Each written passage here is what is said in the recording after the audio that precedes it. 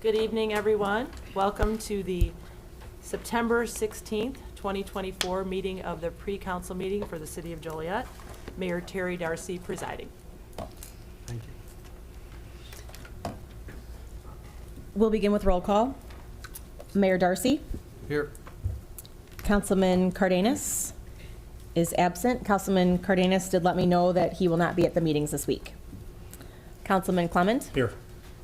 Councilman Guerrero. Here. Councilman Hug. Here. Councilwoman Navarra. Here. Councilman Mudron. Here. Councilwoman Quillman. Here. Councilwoman Reardon. Here. First on the agenda is a presentation. The West Side Wastewater Treatment Plant Expansion Project by Allison Swisher, the Director of Public Utilities.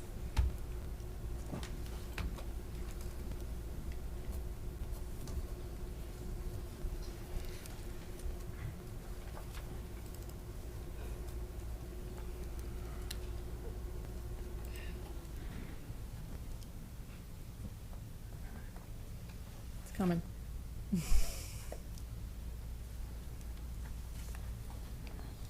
Okay, good evening, Mayor and Council. So tonight, I'm here talking about wastewater, which is different. Usually I'm talking about drinking water projects for the city, but we also have the other side of our very important utilities that we provide for the city, which is our wastewater system. So also here tonight, Nick Gornick, our Deputy Director of Plant Operations, and Phil Buzik with Strand and Associates. So if there are any questions I can't answer, they will be here to help out. So tonight, I'm here to present on a proposed project which would expand the treatment capacity at our West Side wastewater treatment plant. We have 3 wastewater treatment plants in the city that provide treatment to not only Joliet, but also Shorewood, Shanahan, and a number of smaller sanitary districts. So tonight I'm going to speak about the goals of this specific project at the West Side wastewater plant, why we need to do the expansion and the other work proposed, the plan for the work that will be completed, the costs for that project, potential funding sources, the next steps, and then our schedule. So our West Side wastewater treatment plant, one of the major needs we currently have is to meet regulatory requirements. And so in order to meet regulatory requirements, we have to have functioning equipment and processes. And so to do that, we have to replace some of the aging infrastructure that is at that facility. It was originally constructed in 1972 and last updated in 2002. So many of the equipment that we have out there has about a 20-year lifespan. So we are due for significant work at that facility. We also need to modernize it to meet current design and code standards. And then one of the most significant goals is to provide additional capacity for the projected build-out growth in that service area for the treatment plant. So as I mentioned, the original construction took place in 1972, and that is the yellow shaded facilities there. The last major upgrade was in 2002. That's the orange shaded facilities. So the need that's been identified is the increase in capacity of just over 4 million gallons per day. That would provide the treatment capacity necessary for the build out of that service area. We do have significant growth still occurring in the service area, and we also have agreements in place with Shanahan and Shorewood to provide treatment capacity for their residents. We also have regulatory changes that we're required to meet. The one for this project is a lower phosphorus limit, so that lower phosphorus limit triggers the need for new processes. We also have the opportunity for energy efficiencies through high-speed blowers and other equipment throughout the plant. So just to sum it up, most of this plant is 20 to 50 years old and is due for an upgrade in order to be able to continue to provide reliable wastewater treatment. So the plan here is shown in the blue shades, and really we're touching almost all of the processes within the facility. We're adding pumping, we are adding screens, grit and removal systems, scum removal systems, primary and final clarifiers, aeration tanks, anaerobic digestion, sludge thickening. So if you have any familiarity with the wastewater treatment process, we're touching, again, almost every single step of that process in doing this. So the planning level cost for the overall project is $112 million. The construction component of that is $97 million. That's in 2024 dollars. And then we estimate about 15% for technical services, which includes engineering support for design and construction. We will rely heavily on our low-interest loans from potentially federal as well as state low-interest loan programs. So we're all familiar with the IEPA SRF program, which has very low interest rates, less than 2%. We also have the federal WIFIA program, which can fund up to 49% of project costs at, again, a low interest rate of 4 to 4.5%. And we also are looking at the potential for grant funding from ComEd for high efficiency blowers, as well as other controls, VFDs, and LED lighting. So the next steps, and why we're making this presentation tonight, is we are looking to have council approval for the design contract for Strand & Associates. Strand & Associates has been involved in the planning stages for this project since 2019. They have done a lot of work at our other wastewater treatment facilities, and we are very confident that they will do continued excellent work for this project.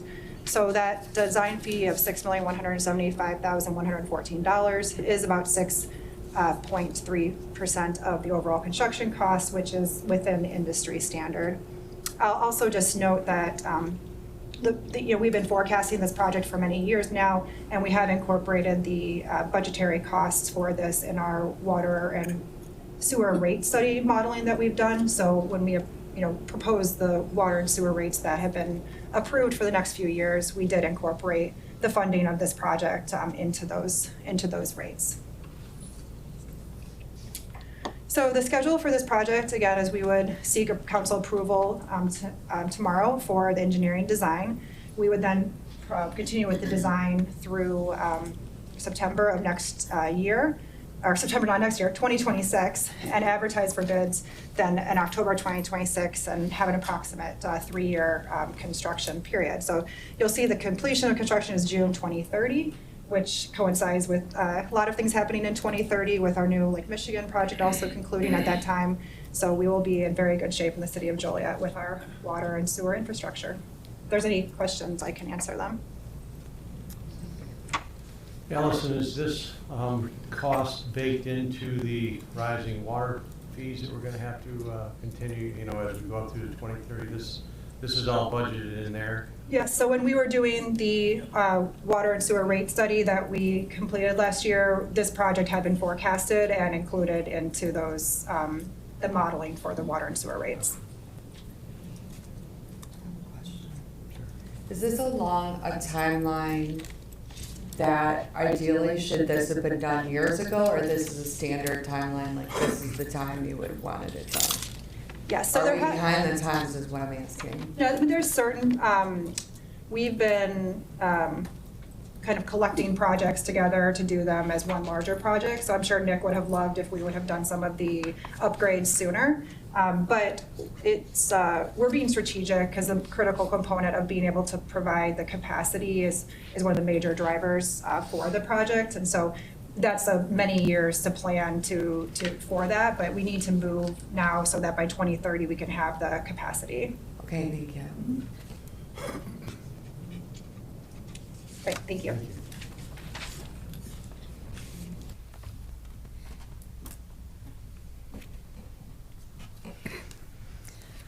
Next is citizens to be heard on agenda items.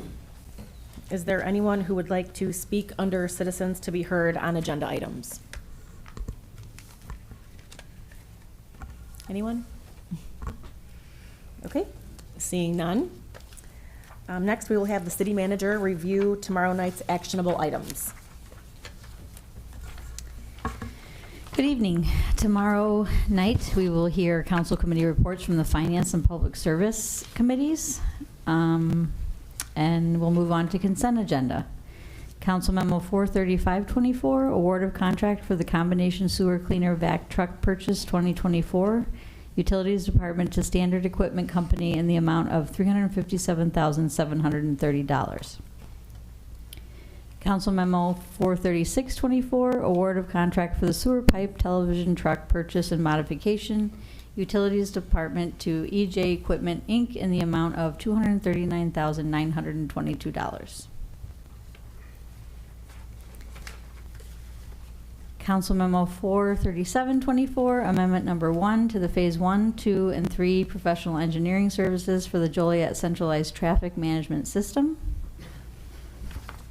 This is Phase B of the project that will add approximately 20 more traffic signals to the system. Council Memo 43824, Amendment Number 3 for the Professional Services Agreement for the 2024 Water Main Rehabilitation Program to Baxter and Woodman, Inc. in the amount of $51,000. Council Memo 43924, change order number 1 for the Fairmont Water Tower Demolition Project to Green Demolition Services in the amount of $18,200. Council Memo 44024, change order number 1 for the purchase of water metering equipment from Core and Main LP in the amount of $19,550. That concludes the consent agenda.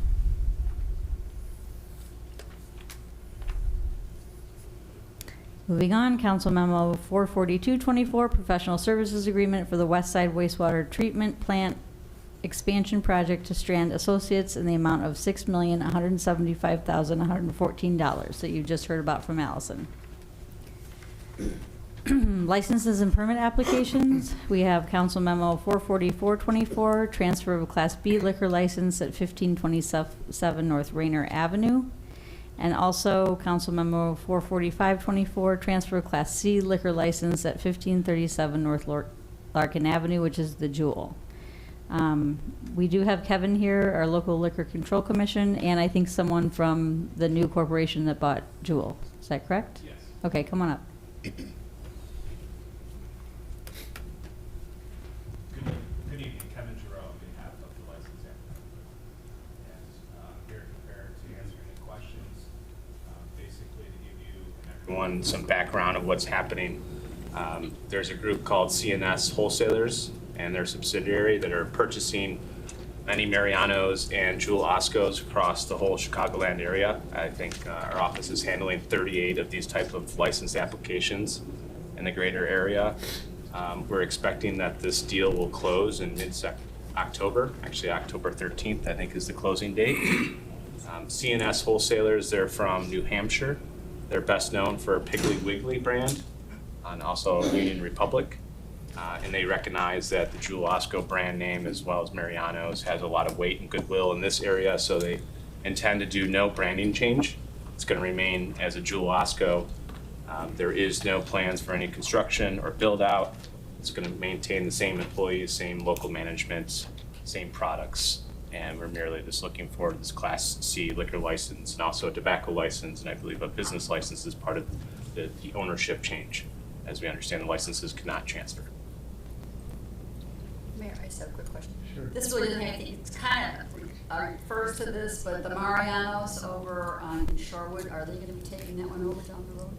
I don't know offhand, I would assume so. It's not every single Mariano's in the Chicagoland area, but it's, I think, the balance of them, the majority, are going to be the same as part of this deal. Jewel down on Caden Farm Road, which is also Joliet, and there's another one on Jefferson. Are they gonna? If they're not part of this current applications. No, then, I understand. Yeah. I'm just curious down the road why you probably want it, because people are asking me and I don't have an answer. I wish I had a better answer myself. This is not my file. I'm helping now That's because all right, we're I all understand. over the So city it right doesn't now, have but anything to do yeah. with this particular, just thought if you knew, you could I'm sorry, I answer my don't. Yep. question. Okay, thank you. Yep. Mayor, Yeah.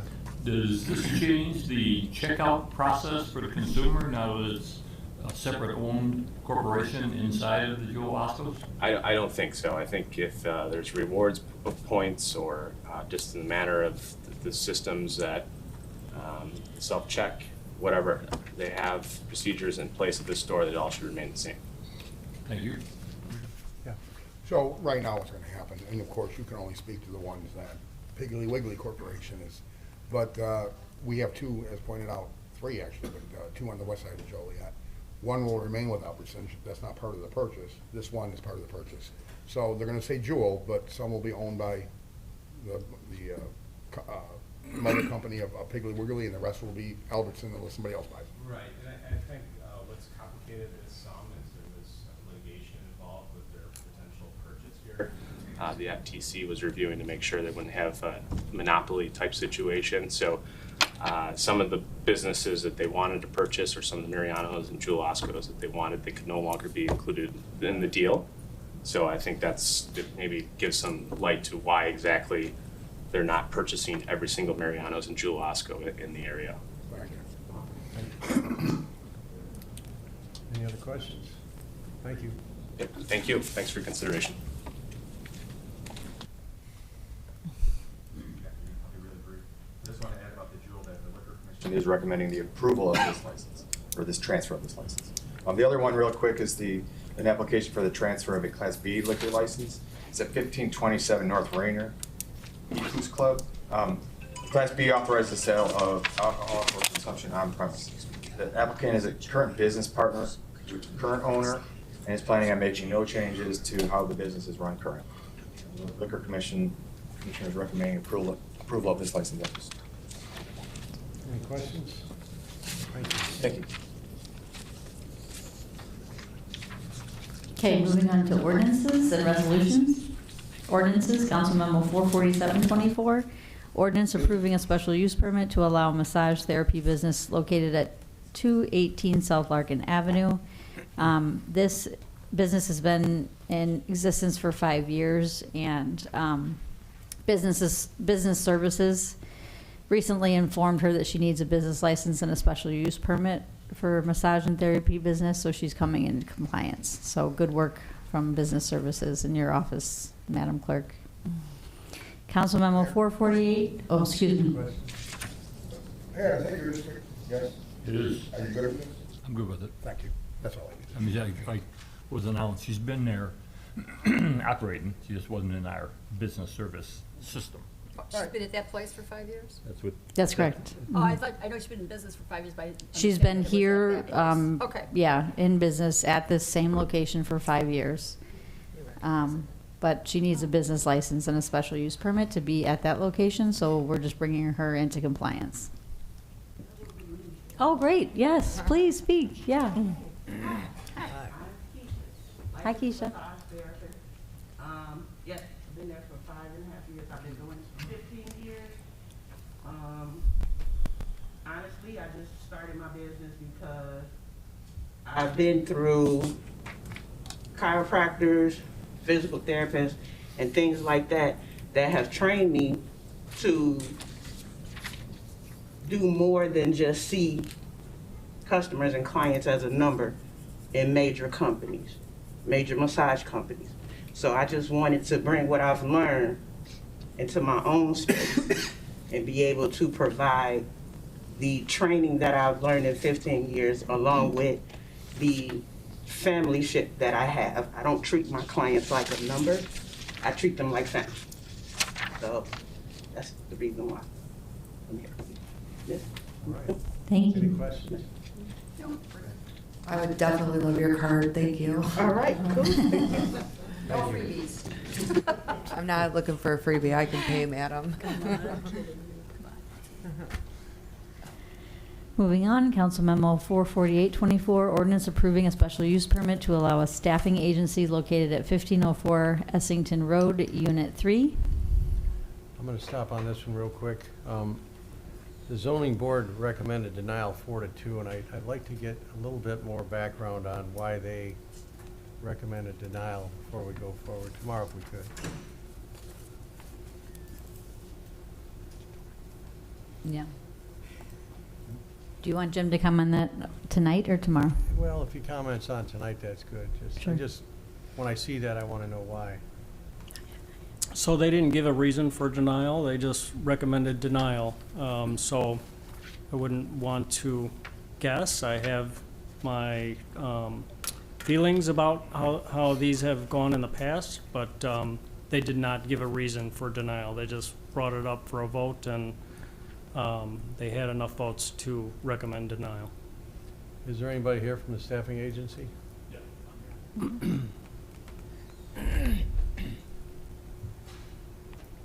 Hi. My name's Mike.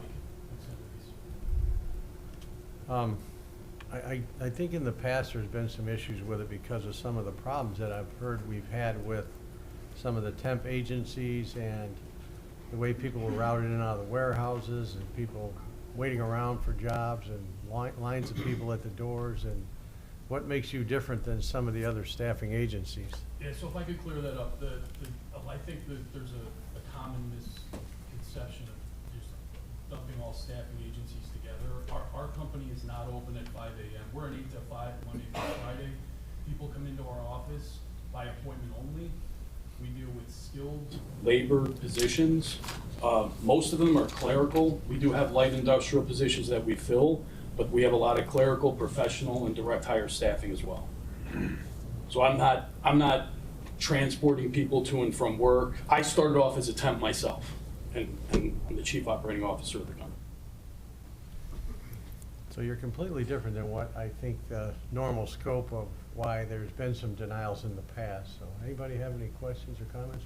Just a comment, former law enforcement, and we saw it, there'd be a line of 20, 30, 40 people standing at the front of the door waiting to enter and then load up into vans, and I think that, they're all congregating, and I think that was the issue. There are staffing agencies out there like that, that do what we call day labor. Mhm. They're transporting people to and from work, they're picking up people at street corners and then taking them directly to work. That's not what we do. We deal with skilled labor. Like I said, people come in by appointment. It's not like a community college where you're registering. You have to actually be applying for a position with my company just like any other. So they're having transportation to your facility?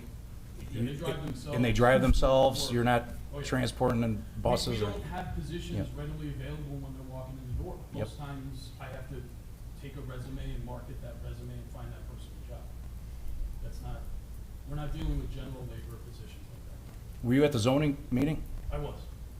What was the denial? Do you know, what was the feeling? It was, just like that gentleman said, they asked, why companies use staffing agencies, and then that was it, and there was a vote. So maybe some stereotyping and? I think so. Yeah, okay. Yeah. Okay. I'm glad we had this discussion. Yeah. I think it clears up for me. It's a space that's not going to be, it needs to be filled anyway, but what kind of clients will you have? Just an idea of some of the companies you work with. So one of my clients is their only client is Trader Joe's. That's a good example. Stick with the groceries. So anything you can think of staffing in that building. I currently have a GM positions open, IT positions open, management supervisors, quality control. The blue collar positions that we are filling are skilled forklift driver positions, quality control, quality assurance, things like that. So permanent positions, not any Long term, rotation? yes. Okay. Thank you. I don't have any more questions. Thank you. Anybody else? Just a comment. Can you Okay. get Trader Joe's to come on down here? I've been trying for years. One more question. Wait a minute, I got a question. Go ahead. No, go ahead, Ben. So full steam staffing, where's your closest location to Joliet today? Right now in Minoka. We have an office in Minoka. So, Tori, could you maybe check with Manuka to see if they've had any issues or problems with I that can. facility? Our economic development director looked into their background and found that they were outstanding in their work, so. Thank you. But I could do that if you would like. But no, if Okay. Dustin's already done that, I'm fine with that. We checked, yes. Thank you. Larry? It sounds like you might be better traditionally described as a headhunter. Because you're taking resumes and you're looking to Yes. place them. Yes. Okay, thank you. Mayor, can I say something? I thought that the issue with temp agencies, in addition to everything that you said, is it was a triangulation of employment with the warehousing industry that really never made it possible for, a small percentage of people got those jobs permanently. And it was just like a triangulation of the warehousing. And so you would go and work, and there would be some reason why to let go of you before you made your 90 days or whatever the time frame is. and then you'd go to the next temp agency and get the same exact job. So I think more than all the other issues mentioned, we had talked about capping the temp agencies because it allows for many people to never get a permanent position.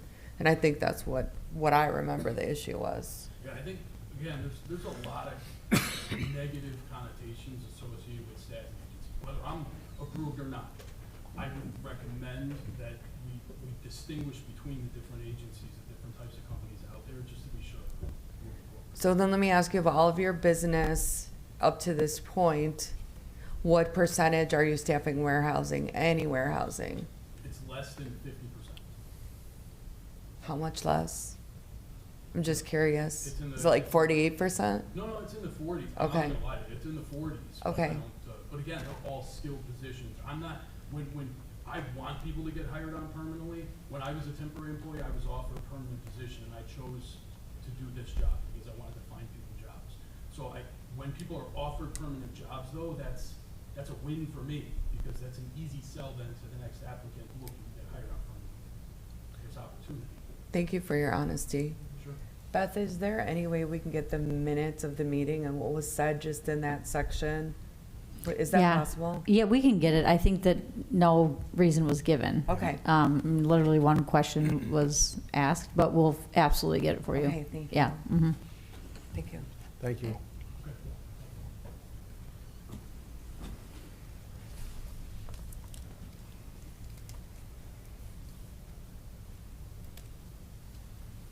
Okay, Council Memo 44924, ordinance approving a street name change for Riverboat Center Boulevard to Rock Creek Boulevard.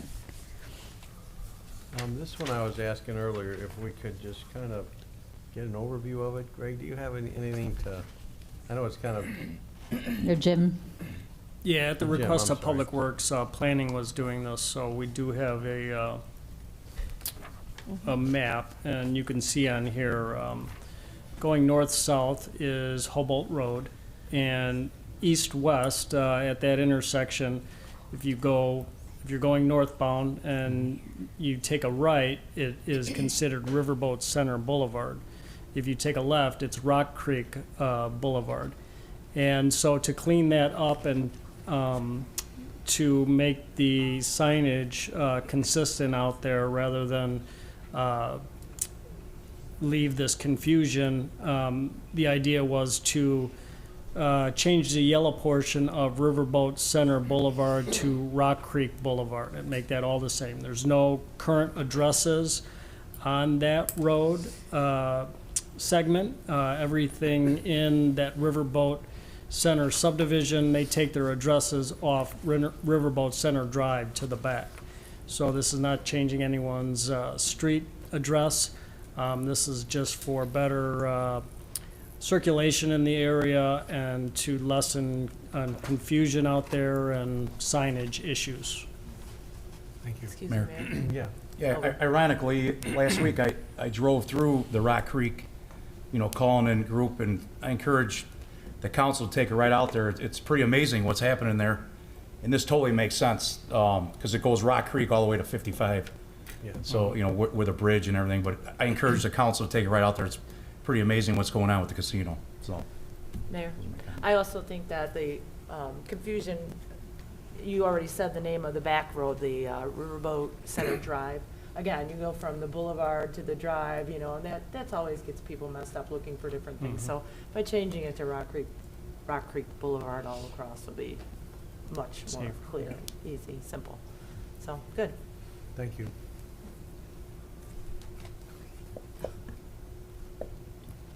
Moving on, Council Yep. Memo 45024, ordinances associated with the re-subdivision of lots 2, 3, and 4 in Unit 2 of the Boulevard Planned Unit Development Subdivision.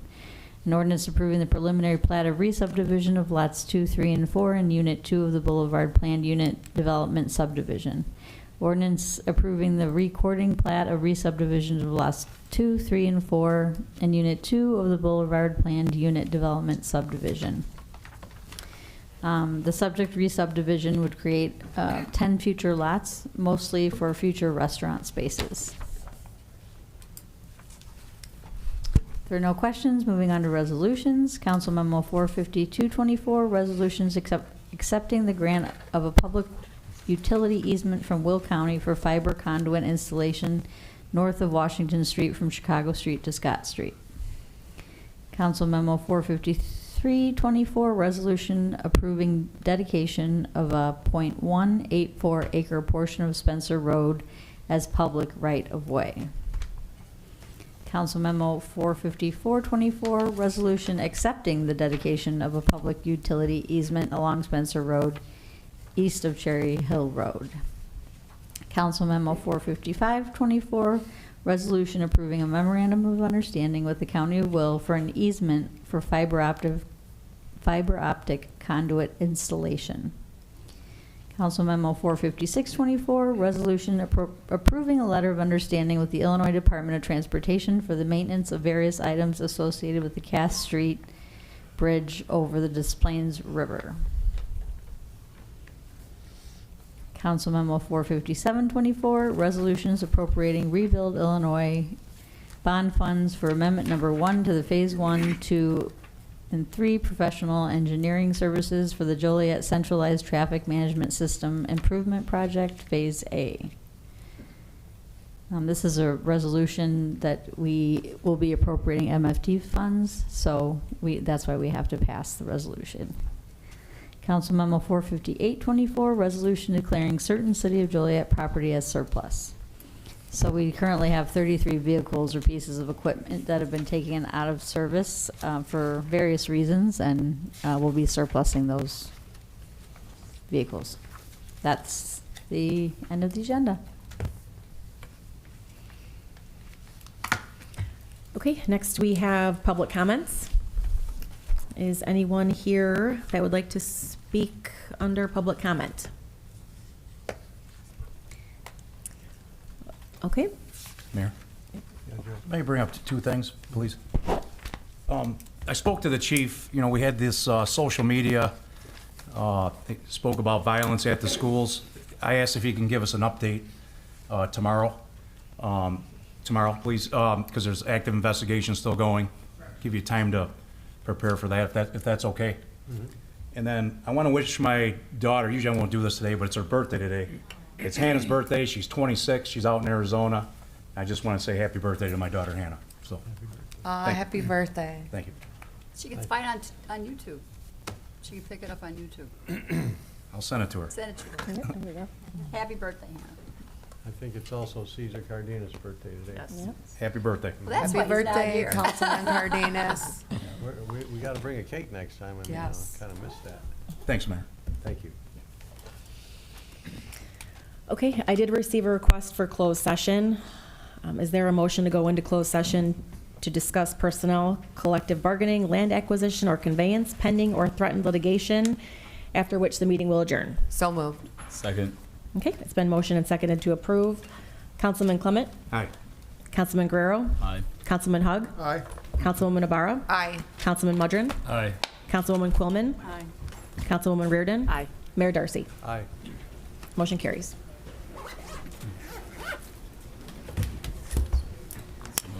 Nobody else got this? No, just me? I'm the only one who can't speak into the microphone correctly.